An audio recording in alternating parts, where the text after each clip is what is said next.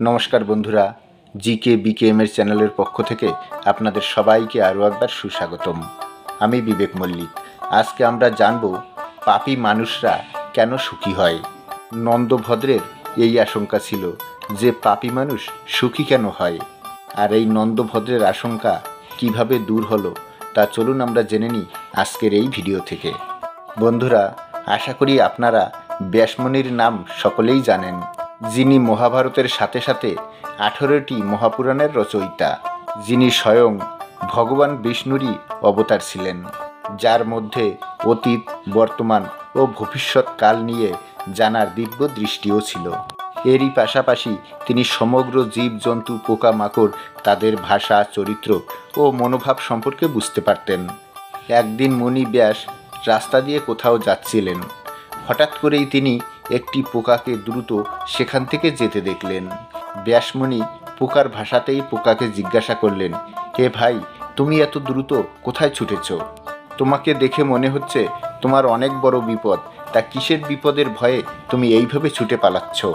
তখন পোকা বলল, হে মনিবর, আমার এইদিকে বড় একটি গরুর গাড়ি এগিয়ে আসছে, তাই আমি যাতে সেই গরুর গাড়ির চাকার নিচে পিষে মারা না যাই, সেই কারণেই আমি অতি দ্রুত ছুটে পালাচ্ছি।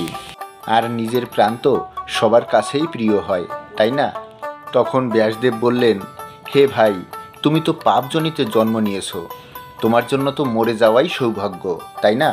আর মানুষ যদি মৃত্যুকে ভয় পায় তাহলে ঠিক আছে, কারণ মানুষ তো অনেক সৌভাগ্য করার পর তবেই মানুষ জন্ম পায়। কিন্তু তোমার এই কীট শরীর ছাড়তে কিসের এত ভয়? তখন পোকা বলল, হে মনিবর, আমি মৃত্যুকে ভয় পাই না, কিন্তু আমার থেকেও অধম আরও কীটজনী রয়েছে। যদি আমি মারা যাই আর সেই অধম কীটজনীতে যদি আবার আমার জন্ম হয়, এই ভেবে আমি ছুটে পালাচ্ছি। তখন মুনি ব্যাসদেব বললেন, হে পোকা, তুমি ভয় পেও না, আমি যতক্ষণ না তোমাকে মানব শরীরে পাঠিয়ে দেব ততক্ষণ তোমার জন্ম যেই যেই যোনিতে হবে, আমি সেই যোনি থেকে তোমাকে উদ্ধার করে যাব। এইভাবে ব্যাসমুনি পোকাকে বোঝানোর পরে পোকাটি আবার পিছন ঘুরে আসে, আর সেই পোকাটি বড় গরুর গাড়ির চাকার নিচে পিষে মারা যায়। পোকাটি মৃত্যুর পর একটি কাক যোনিতে জন্ম নিল। পোকাটি কাকের পর শিয়ালের যোনিতে জন্ম নিল। আর সে যখন যখন যে যোনিতেই জন্ম নিল, ব্যাসমুনি এসে তাকে তার পূর্ব জন্মের কথা স্মরণ করিয়ে দিলেন, যার ফলে সে সেই সব যোনি থেকে খুবই তাড়াতাড়ি মুক্তি পেয়ে গেল। এইভাবে ওই জীবটি কখনো কুকুর, কখনো শূকর, কখনো কুমির, কখনো বা পাখি, এইভাবে সে নানা রকম যোনিতে জন্ম নিতে থাকলো। আর ব্যাসদেব ঋষিও তাকে সেই সব যোনি থেকে উদ্ধার করতে থাকলেন। এইভাবেই সে চণ্ডাল, শূদ্র, বৈশ্য, ক্ষত্রিয় আর শেষে ব্রাহ্মণ হয়।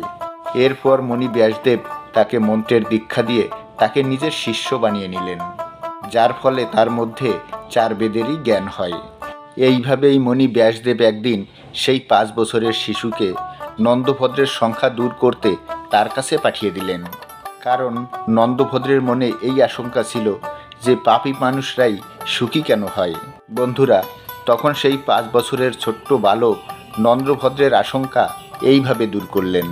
সেই 5 বছরের ছোট্ট বালক নন্দভদ্রের কাছেই এগিয়ে আসেন এবং তাকে বলেন, হে নন্দভদ্র, এ তো অতি স্পষ্ট, আমার কথা মন দিয়ে শোনো, আমি তোমার সমস্যার সমাধান করতে এসেছি।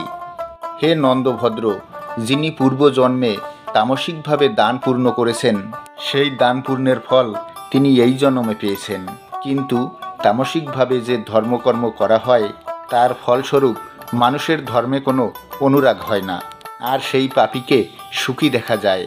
এমন মানুষ কর্মফল ভোগ করে তাকে নরকে যেতে হয়, তাতে কোনো সন্দেহ নেই। হে নন্দভদ্র, এই বিষয়ে মার্কণ্ডজি বলেছেন, এই কথাগুলো সব সময় মাথায় রাখা উচিত। প্রথম, যারা ইহলোকে সুখ ভোগ করে কিন্তু তাদের জন্য পরলোকে কোনো সুখ নেই।